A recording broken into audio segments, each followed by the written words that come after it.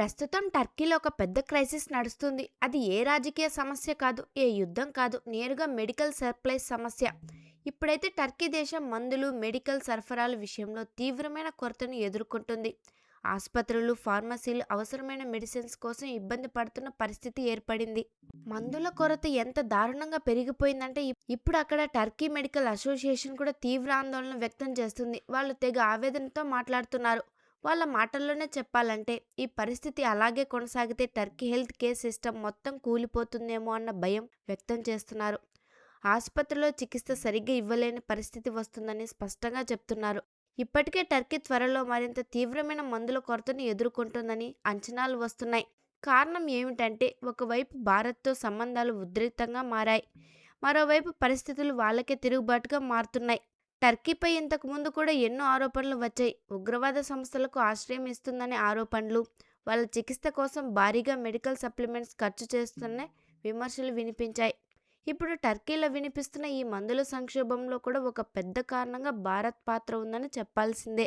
ఎందుకంటే ఈసారి భారత్ ఒకేసారి రెండు దేశాలకు గట్టిగా షాక్ ఇచ్చింది. ఒకవైపు టర్కీ, మరోవైపు టర్కీకి దగ్గరగా ఉన్న పాకిస్తాన్ కూడా ఇందులో భాగమే.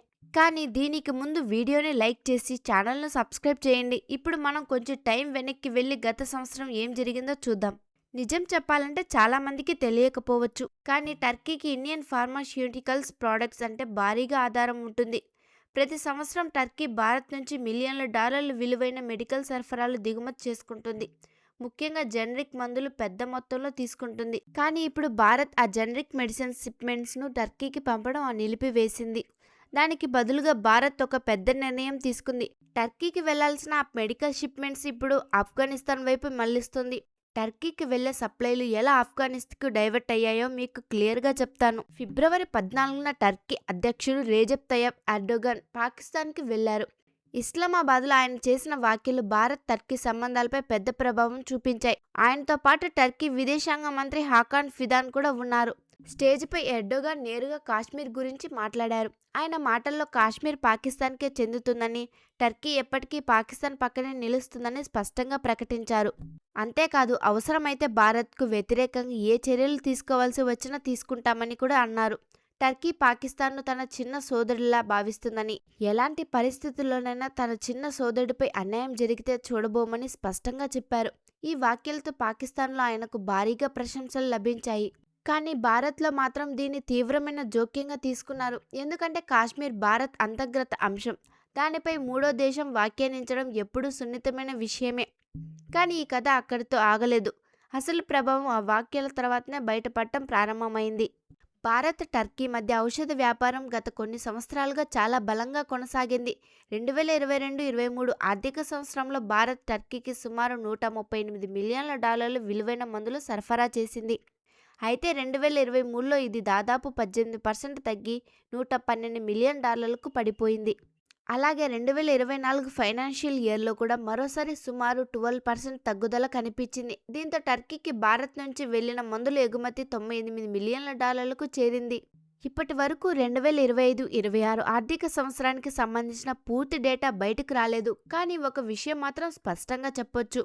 ఈసారి భారత్ టర్కీకి వెళ్లే జనరిక్ మందుల ఎగుమతులను ఆఫ్ఘనిస్తాన్ సహా ఇతర దేశాల వైపు మళ్లించింది. అందుకే ఈ ఏడాది టర్కీకి జనరిక్ మెడిసిన్స్ ఎగుమతి గణనీయంగా తగ్గే అవకాశాలు ఉన్నాయి. కారణం ఏమిటంటే ఆ సరఫరాలు ఇప్పుడు భారత్ ఆఫ్ఘనిస్తాన్ లాంటి నమ్మకమైన దేశాలకు పంపిస్తుంది. ఇటీవల భారత్ ఆఫ్ఘనిస్తాన్తో ఫార్మా రంగంలో ఒక కొత్త ఒప్పందం కుదుర్చుకుంది. ఆ ఒప్పందం ప్రకారం భారత్ ఇప్పుడు ఆఫ్ఘనిస్తాన్కు మరింత ఎక్కువగా మందులు సరఫరా చేస్తుంది. ఇదే కారణంగా ఆఫ్ఘనిస్తాన్ కూడా పాకిస్తాన్ నుంచి మందులు కొనుగోలు చేయడం తగ్గించింది లేదా పూర్తిగా ఆపేసింది. మరో ముఖ్యమైన విషయం ఏమిటంటే భారత్ టర్కీకి మెడికల్ సప్లిమెంట్స్ సరఫరా పూర్తిగా నిలిపివేయలేదు. అందువల్ల భారత్ ఎగుమతులకు పెద్దగా నష్టం జరగడం లేదు. ఆదాయంలో కూడా గణనీయమైన పడిపోయే పరిస్థితి లేదు. కాబట్టి టర్కీ భారత్పై ఒత్తిడి చేస్తే లేదా అది భారత్కు నష్టం అవుతుందని అనుకుంటే అది వారి పెద్ద తప్పు మాత్రమే. ఎందుకంటే ఆఫ్ఘనిస్తాన్ మాత్రమే కాదు, భారత్కు ఇంకా ఎన్నో దేశాల మార్కెట్లకు యాక్సెస్ ఉంది.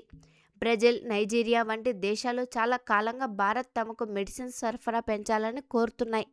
ఇప్పటి సమాచారం ప్రకారం భారత్ ఒక కీలక నిర్ణయం తీసుకుని బ్రెజిల్, నైజీరియా మార్కెట్లో ఫార్మా ఎగుమతులను పెంచడం ప్రారంభించింది. అంతేకాదు ఈ రెండు దేశాల కోసం భారత్ తన ఫార్మా ఎగుమతుల మార్కెట్లను దాదాపు $20 బిలియన్ల స్థాయికి తీసుకెళ్లేలా సిద్ధం చేస్తుంది. మీకు ఒక ముఖ్యమైన విషయం చెప్తున్నాను. భారత్ ప్రపంచంలో 3వ అతిపెద్ద ఔషధ తయారీ దేశంగా నిలిచింది. భారతదేశం ఫార్మా రంగంలో ఒక మహాశక్తి. ముఖ్యంగా జనరిక్ మందుల విషయంలో ప్రపంచపు ఫార్మసీగా పేరు తెచ్చుకుంది. టర్కీ కూడా భారతీయ మందులపై భారీగా ఆధారపడే దేశాల్లో ఒకటి. ప్రతి సంవత్సరం భారత్ టర్కీకి కోట్ల రూపాయల విలువైన జనరిక్ మందులు ఎగుమతి చేస్తుంది. ఇందులో యాంటీబయాటిక్స్, ఇన్ఫెక్షన్ కంట్రోల్ చేసే మందులు, ఇంజెక్షన్లు, విటమిన్లు, హార్మోన్ ఆధారిత ఔషధాలు ఉన్నాయి. అంతేకాదు క్యాన్సర్ చికిత్సకు ఉపయోగించే ముఖ్యమైన మందులు కూడా ఇందులో భాగమే. భారతీయ మందుల ప్రధాన ప్రత్యేకత ఏమిటంటే అవి చవకగా లభిస్తాయి, కానీ నాణ్యతలో మాత్రం ప్రపంచ స్థాయిలో అంగీకరించబడినవే. అందుకే అనేక దేశాలు భారతీయ జనరిక్ మందులపై ఆధారపడుతున్నాయి. కానీ ఎర్డోగాన్ ఆ ప్రకటన చేసిన తర్వాత పరిస్థితుల్లో మార్పు కనిపించడం మొదలైంది. వార్తల ప్రకారం భారత్ నుంచి టర్కీకి వెళ్లే మందుల సరఫరా క్రమంగా తగ్గింది. గత కొన్ని నెలల్లో టర్కీకి జనరిక్ మందుల షిప్మెంట్లు గణనీయంగా తగ్గిపోయాయి. దాంతో అక్కడి ఆసుపత్రుల్లో మందుల కొరతపై చర్చలు ప్రారంభమయ్యాయి. ప్రస్తుతం టర్కీ యూరోప్లోని కొన్ని దేశాల నుంచి మందులు కొనుగోలు చేస్తుంది. కానీ అక్కడి నుంచి వచ్చే ఔషధాలు భారతీయ మందులతో పోలిస్తే చాలా ఖరీదైనవి. దీని ప్రభావం నేరుగా అక్కడి ఆరోగ్య వ్యవస్థపై పడుతుంది. అలాగే సాధారణ ప్రజల జేబులపై భారం అవుతుంది. ఇప్పటికే టర్కీ ఆర్థిక వ్యవస్థ ద్రవ్యోల్బణం మరియు కరెన్సీ సంక్షోభంతో పోరాడుతుంది. అలాంటి పరిస్థితుల్లో ఖరీదైన మందులు మరో అదనపు భారంగా మారాయి. ఇప్పుడు అసలు ప్రశ్న ఏమిటంటే టర్కీ తన ప్రకటనపై పశ్చాత్తాపం చెందుతుందా? ఎందుకంటే అంతర్జాతీయ రాజకీయాల్లో మాటలకు చాలా విలువ ఉంటుంది.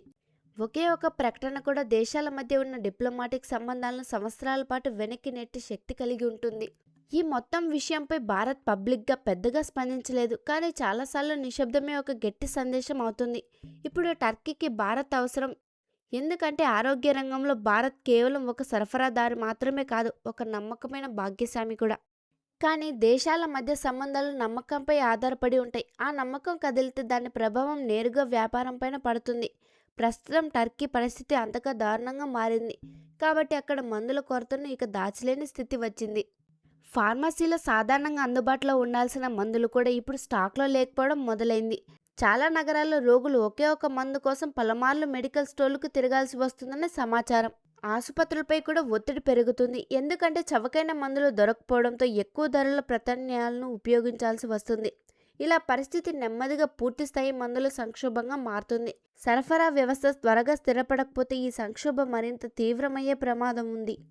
ఇప్పుడు అసలు ప్రశ్న, టర్కీకి నిజంగా ఎన్ని ఆప్షన్లున్నాయి? మొదటి ఆప్షన్ యూరోప్. కానీ అక్కడ మందులు చాలా ఖరీదైనవి. దాంతో నేరుగా ప్రజలపై ఆర్థిక భారం పెరుగుతుంది. రెండో ఆప్షన్గా పాకిస్తాన్ పేరు వినిపిస్తుంది. కానీ పాకిస్తాన్ స్వయంగా తీవ్రమైన ఆర్థిక సంక్షోభాన్ని ఎదుర్కొంటుంది. విదేశీ కరెన్సీ కొరత, పరిమిత ఫార్మా ఉత్పత్తి సామర్థ్యం వంటి సమస్యలున్నాయి. పాకిస్తాన్ భారత్లా భారీ స్థాయిలో జనరిక్ మందులు తయారు చేయలేరు. అలాగే అంత స్థిరమైన నిరంతర సరఫరా ఇవ్వగల సామర్థ్యం కూడా వారికి లేదు. కొంత సహాయం ఎక్కడి నుంచైనా వచ్చినా అది పరిమితంగానే ఉంటుంది, ఖరీదైనదిగా ఉంటుంది, ఇంకా తాత్కాలిక పరిష్కారమే అవుతుంది. అంటే టర్కీకి ఆప్షన్లు ఉన్నట్టే కనిపించినా బలమైనవి, చవకైనవి, నమ్మకమైనవి మాత్రం చాలా తక్కువ. ఇదే ఈ మొత్తం సమస్య యొక్క అసలు మూల కారణం. ఇప్పుడు మీరు కామెంట్స్లో చెప్పండి, టర్కీ లాంటి దేశానికి జనరిక్ మెడిసిన్స్ ఎగుమతులను తగ్గించడం భారత్ తీసుకున్న సరైన నిర్ణయమా కాదా? మీ అభిప్రాయం ఏమిటో తప్పకుండా కామెంట్ చేయండి. ఈ వీడియో నచ్చితే ఒక లైక్ ఇవ్వండి. మీ ఫ్రెండ్స్కి షేర్ చేయండి, వారికి సమాచారం చేరాలా? ఇలాంటి మరిన్ని ఉపయోగకరమైన వీడియోలు చూడాలంటే ఛానల్ని సబ్స్క్రైబ్ చేసుకోండి, తదుపరి అప్డేట్స్ మిస్ కాకుండా.